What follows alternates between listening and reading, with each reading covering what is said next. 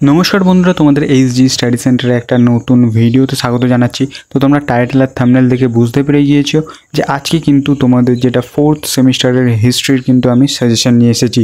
এই সাজেশনটা এমন একটা সাজেশন যেখানে তোমাদের কিন্তু আমি কয়েকটা ইম্পর্টেন্ট কোয়েশ্চেন বলবো, আর তার মধ্যে থেকেই কিন্তু আমি এটা বলতে পারি যে 99% তার মধ্যে থেকেই তোমাদের আসছে। তোমরা জানো তোমাদের 3rd সেমিস্টারে আমি মাত্র দুটো সেট করিয়েছিলাম, সেখান থেকেই কিন্তু তোমাদের 38 নাম্বার আমি কমন দিয়েছিলাম, যেখানে এমসিকিউ কোয়েশ্চেন হতো।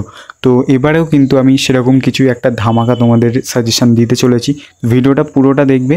ভিডিওতে অনেক কিন্তু ছোট ছোট পয়েন্ট বলা আছে, যে পয়েন্টগুলো যদি তোমরা মিস করো তো সাজেশনটা তোমাদের কাছে ইনভ্যালিড হয়ে যাবে।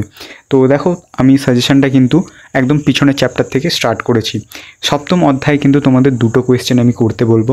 সেটা হলো, এখানে তোমরা দেখতে পাচ্ছ যে এখানে 4-5টার মতো কোয়েশ্চেন আছে, কিন্তু তোমাদের এতগুলো কোয়েশ্চেন তোমাদের করতে হবে না।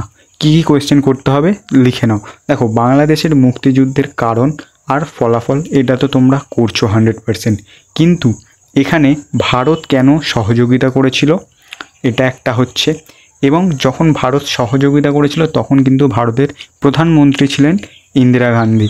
তো ওনার কি ভূমিকা ছিল এটা একটা কোয়েশ্চেন। তো এই দুটো কোয়েশ্চেন করলে তোমাদের এই চ্যাপ্টার থেকে যে কোনো কোয়েশ্চেন আসুক তোমরা কিন্তু চোখ বন্ধ করে লিখে দেবে। তো এই দুটো কোয়েশ্চেন তোমাদের কিন্তু হয়ে গেল।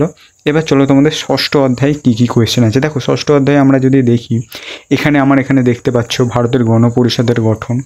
আচ্ছা, এটাই ঘুরিয়ে আসছে। দেখো, গণপরিষদ কিভাবে গঠন হয়েছিল বা গণপরিষদ গঠনের প্রস্তুতি ও তার বাস্তবায়ন। তারপরে দেখো, গণপরিষদের উল্লেখযোগ্য সদস্য কারা ছিল, স্থায়ী অস্থায়ীদের নাম বলতে বলছে। দেখো, এতগুলো করতে হবে না, আমি তোমাদের বলে দিচ্ছি। দেখো, ভারতের ইতিহাসে 1950 খ্রিস্টাব্দে 26শে জানুয়ারির গুরুত্ব। আচ্ছা, তারপরে তোমরা আরও 3টে কোয়েশ্চেন দেখতে পাচ্ছ। এখানে যে কোয়েশ্চেনটা সবথেকে আগে তোমরা করবে, ধর্মনিরপেক্ষতার আদর্শ ধারণা বলতে কী বোঝো, এই কোয়েশ্চেনটা একদম ফার্স্টে করবে এই চ্যাপ্টার থেকে। তারপরে তোমরা কি করবে, গণপরিষদের যে টোটাল তোমাদের ডিসকাশনটা আছে সেটা করবে, অর্থাৎ স্থায়ী অস্থায়ী এবং কিভাবে পটভূমিটা ছোট করে করবে, ঠিক আছে? কারণ ওই দুটো কোয়েশ্চেন কাইন্ড অফ সিমিলারলি তোমাদের কিন্তু একই লেখা হবে। আচ্ছা, আরেকটা কি করবে, 3টে কোয়েশ্চেন হবে তোমাদের এই চ্যাপ্টারটা থেকে, ভারতের সংবিধানের বৈশিষ্ট্য। এখানে সংবিধানের বৈশিষ্ট্য বলতে তোমাদের যেটা নমনীয়, তারপরে তোমাদের একক কেন্দ্রিক বা যুক্তরাষ্ট্রীয়, সেটা সম্পর্কে কিন্তু এলাবোরেটভাবে লিখতে হবে। তো এই 3টে করবে 6ষ্ঠ অধ্যায় থেকে। এবারে আসা যাক আমাদের যেটা 5ম অধ্যায়। দেখো, 5ম অধ্যায়ে আমাদের কি আছে, 1942 খ্রিস্টাব্দে ভারত ছাড়ো আন্দোলন, আগস্ট আন্দোলন, একই ব্যাপার। আচ্ছা, ভারতের স্বাধীনতা আন্দোলনে আজাদ হিন্দ ফৌজ, খুব ইম্পর্টেন্ট, এটা খুব ইম্পর্টেন্ট, তোমরা এটা একদম মিস করবে না। আচ্ছা, এই যে এটার সাথে কিন্তু আরও একটা জড়িত আছে, এই যে আজাদ হিন্দ ফৌজ যে সংগ্রামের বর্ণনার সাথে কিন্তু সুভাষচন্দ্র বসুর কারিশমা, যেটা এটা কিন্তু দুটো সিমিলারলি না লেখা হলেও তোমাদের কিছুটা একটা আইডিয়া আছে যে এটার সাথে ওটার একটু মিল পাবে, যেহেতু সুভাষচন্দ্র বোসের এখানেও একটা প্যারা তোমাদের লিখতে হবে বড় করে, আর ওখানে তো টোটালি লিখতে হবে। তো কাইন্ড অফ এই দুটো কিন্তু মেন কোয়েশ্চেন তোমাদের এখান থেকে। আগস্ট আন্দোলন অবশ্যই করতে হবে, এবং আরও যেটা করতে হবে তোমাদের সেটা হলো গান্ধীজির কারিশমা।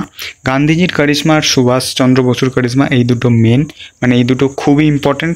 তারপরে যেটা করবে সেটা হলো নৌবিদ্রোহ।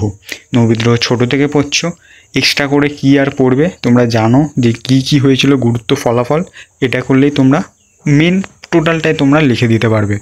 আচ্ছা, তারপরে চলে আসো আমাদের 4র্থ অধ্যায়। 4র্থ অধ্যায়টা কিন্তু আমাদের দেখো, ভারতীয় অর্থনীতির ওপর প্রথম বিশ্বযুদ্ধের প্রভাব, অবশ্যই তোমাদের এটা করতে হবে।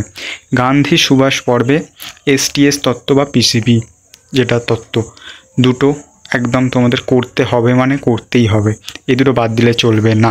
তারপরে দেখো, সাইমন কমিশন, এই একটা তোমাদের করতে হবে। সাইমন কমিশন, এই যে কটা তোমরা কোয়েশ্চেন দেখছো সেম একই কোয়েশ্চেন, একই উত্তর ঘুরিয়ে ফিরিয়ে দেওয়া আছে, ঠিক আছে? তারপরে আমাদের আসছে পরের অধ্যায়। দেখো, এইখানে কিন্তু এই যে অধ্যায়টা এটা একটু বড় অধ্যায়, এখানে কিন্তু তোমাদের একটু বেশি করতে হবে। কি কি করতে হবে, চরমপন্থী নরমপন্থী দুটোই তোমরা করবে। অনেকে বলবে চরমপন্থী আসবে নরমপন্থী আসবে না, নরমপন্থী আসবে চরমপন্থী আসবে না, এরকম কোনো ব্যাপার না, দুটো করবে, দুটোই খুব ভালো করে যাবে, দেখবে যে কোনো একটা তোমরা কমন পেয়ে গিয়েছো। এই দুটো করলে একটা কমন পাবে, এটা আমি তোমাদের মানে 99% বলতে পারো গ্যারেন্টি দিচ্ছি, কারণ খুব একটা তোমাদের এইচএসের 12-এ কিন্তু ঘুরিয়ে ব্রড কোয়েশ্চেন আসে না হিস্ট্রিতে। আচ্ছা, এছাড়া কি করবে? এছাড়া তোমাদের দেখো এখানে আসছে যেটা বাংলার বিপ্লবীবাদী আন্দোলনের বিবরণ দাও, খুব খুব গুরুত্বপূর্ণ এটা। আচ্ছা, এখানে সাল মেনশন করা আছে 1905 থেকে 1915, যেখানে কিন্তু তোমাদের বঙ্গভঙ্গ, যেটা খুব ইম্পর্ট্যান্ট একটা তোমাদের ওখানে চলে আসছে। আচ্ছা, সুরেন্দ্রনাথ বন্দ্যোপাধ্যায়ের নেতৃত্বে ভারত সভা, 100% তোমরা এই 4টে করবে। বা এখানে তোমরা দেখতে পাচ্ছ যে কংগ্রেসের মহড়াকে কোন অধিবেশনকে আখ্যা দেওয়া হয়েছে। তো চলো তোমাদের যে পরের যে অধ্যায়টা আছে, আলিগড় আন্দোলনের সংক্ষিপ্ত বিবরণ, অবশ্যই এটা করতে হবে। সর্বভারতীয় মুসলিম লীগ প্রতিষ্ঠার পটভূমি এবং মুসলিম লীগ প্রতিষ্ঠার যে পটভূমির পরে ওখানে আরও একটা দেখবে দাবি দাওয়া কী ছিল, এই দুটো তোমাদের করতেই হবে, কিছু করার নেই। আচ্ছা, এখানে দেখো যে এই যে পত্রিকা প্রকাশ আছে তহজিব আল আখলাকের, এটা অবশ্যই করতে হবে। আচ্ছা, দ্বিজাতি তত্ত্ব এবং সিমলা দৈত্য দুটোই তোমাদের করতে হবে। মলেমেন্টো সংস্কার এবং সাম্প্রদায়িক এটা বাটোয়ারা নীতি করতে হবে। নিষ্কৃতি দিবস করতে হবে, কিছু করার নেই। এই চ্যাপ্টারটা প্রচণ্ড বড়। দেখো এখানে যেটা তোমাদের লাহোর লীগ, যেটা তোমাদের বলছিলাম যে দাবি দেওয়া আছে 1940-এর, করতে হবে, কিছু করার নেই। এই প্রথম দিকে প্রথম 3টে চ্যাপ্টার থেকে কিন্তু বাদ দেওয়ার মতো কিছু নেই, অবশ্যই করে যেতে হবে তোমাদের। আচ্ছা, তারপরে চলো তোমাদের পরের যেটা আছে সেটা হলো 1857 খ্রিস্টাব্দের রাজনৈতিক, যেটা আমাদের মহাবিদ্রোহ বলা হয়। তোমাদের এখানে বলেছিলাম যে রাজনৈতিক কারণ, দেখো মহাবিদ্রোহের ক্ষেত্রে তোমরা টোটাল যে কটা কারণ আছে ছোট ছোট পয়েন্ট করে দেখে যাবে, ঠিক আছে? যে কোনো একটা আসলে তোমরা সেটাকে লিখে দিতে পারবে, আমি এটা তোমাদের উপর বিশ্বাস রাখছি। কারণ এখানে সামরিক কারণ এবং তারপরে অর্থনৈতিক কারণ, প্রাকৃতিক কারণ, বিভিন্ন রকমের এখানে কিন্তু কারণ তোমরা দেখতে পেয়ে যাবে।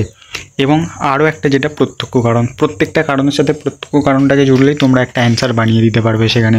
আচ্ছা, তারপরে দেখো এখানে সভানেত্রীদের, মানে তোমাদের যখন নেতা নেত্রী ছিল, এটা 1900 মহাবিদ্রোহের সময়, তাদের পরিচয় দিতে বলেছে, ঠিক আছে? তাঁতিয়া টুপি, নানা সাহেব, তারপরে ঝাঁসি রানী লক্ষ্মীবাই, সবাইয়ের একটা করে তোমাদের এখানে কিন্তু ছোট ছোট দিতে হবে একটা করে পরিচয়।